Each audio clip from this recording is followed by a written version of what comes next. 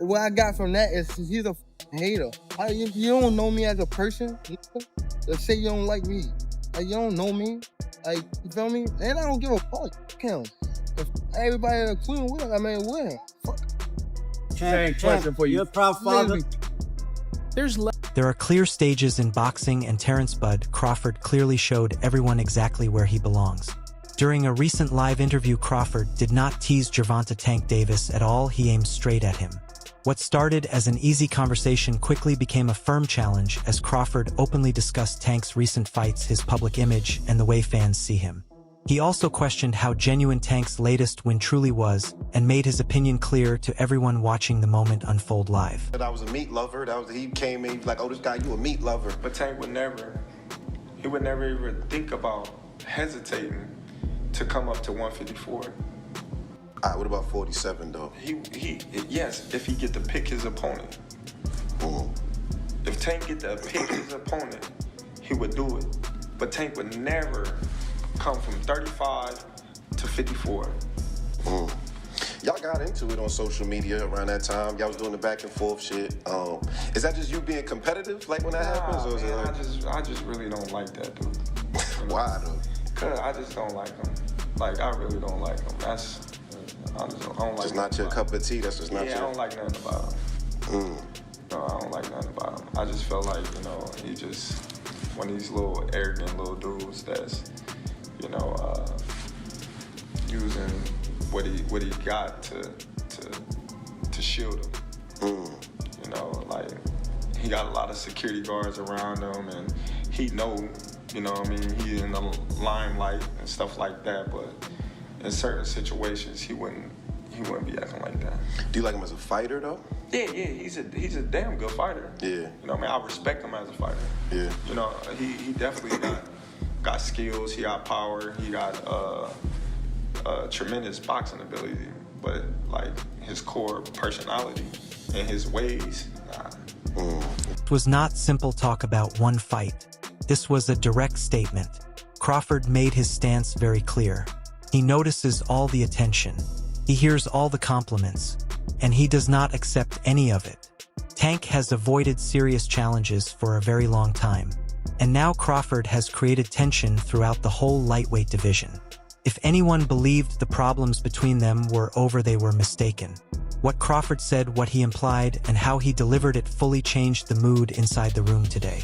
3 fights. You know the last 2 fights you want to go out on? The last fight you want to go out on. Like, who? Do you have anybody in mind?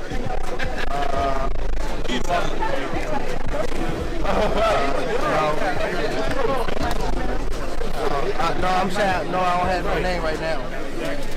But I got somebody I want to call out after this fight. You said you got somebody you want to call out after this fight? Yeah. Who is that? I'm not going to tell you. Is it Lomachenko? Who? Somebody asked Lomachenko. All right. Turkey said he got your 2 Ferraris ready. What you think about that? Oh. Turkey said he got your 2 Ferraris ready. I need 3 now. Yeah.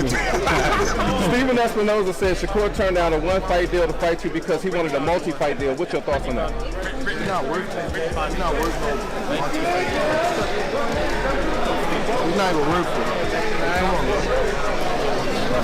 Anyway, got to fight somewhere else and prove himself and then, like, you feel me?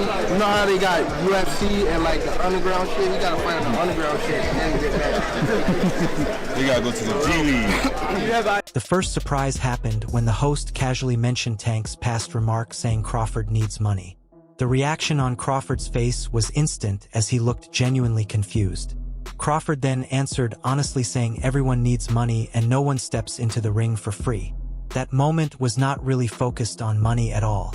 Crawford was highlighting the double standard because if money is the issue, Tank is not a billionaire either. Both fighters compete for pride, legacy, and a paycheck, so Tank's superior attitude made no sense. And Crawford was still not finished. When he was asked how he would feel if Tank moved up to 154 to fight him, Crawford did not pause for a second. He calmly said he wishes him well. That was not respect, it was dismissal. The message was obvious: Crawford is not chasing Tank. If Tank wants that fight, he must rise to that level quickly. because Tank at 154 is a totally different reality, and from Crawford's response it was clear he does not take that idea seriously at all. Gervonta Davis speaking about you. Is that ever a possible fight? Yeah, if he want to dare to be great, he can be like all the other fighters that's moving up 2 weight classes and, you know, daring to be great. You would fight him. Man, tell him to come up there. He got to come to win 54. He said I got a glass chin, so tell him to come and touch it. Wow. Man. Gervonta said you got a glass. He said I got a glass chin. Tell him to come and touch it. At 147? At 147. I'll make 147 for him. Ooh, see, oh, man. You're going to have a pre-count. Then what the people going to say? Oh, he's beating up on little guys. He is undefeated for a clear reason. He knows his worth, and he is not wasting his prime years on fantasy bouts with fighters who barely got past Lamont Roach. This is where the discussion started to heat up. Crawford did more than question Tank's full record. He broke down Tank's latest fight step by step. When the interviewer mentioned the Roach fight, Crawford spoke openly and did not hold back his words at all.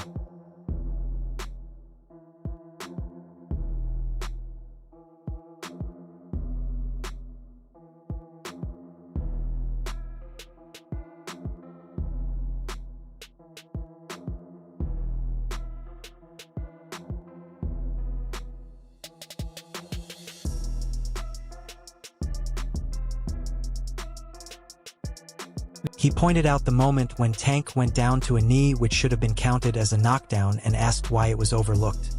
He also mentioned the unusual moment when Tank's corner climbed to the ring during the fight and wiped grease from his eyes.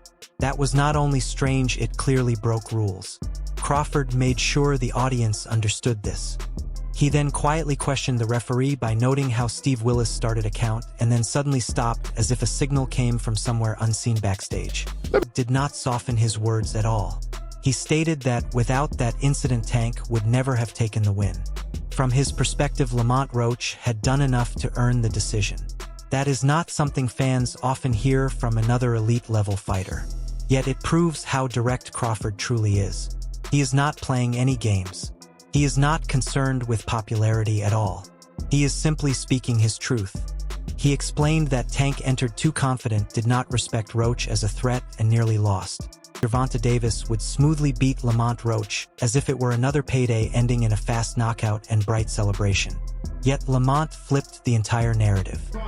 Judge at the ringside, Eric Marlinsky scores it on 115 to 113 in favor of Gervonta Davis. Judges Steve Weisfeld and Glenn Feldman both scored about 114 to 114, even a draw. The decision is a majority draw.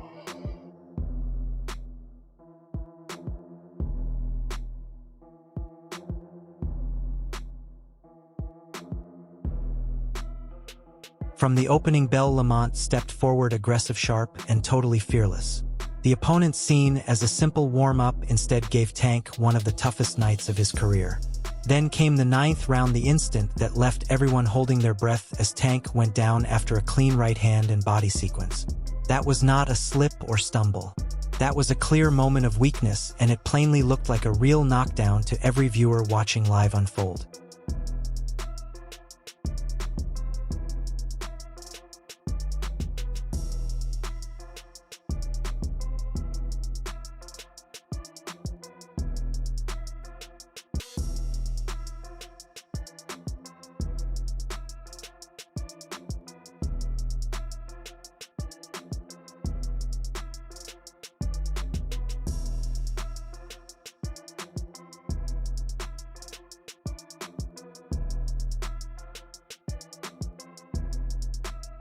Was not just Terence Crawford raising his voice.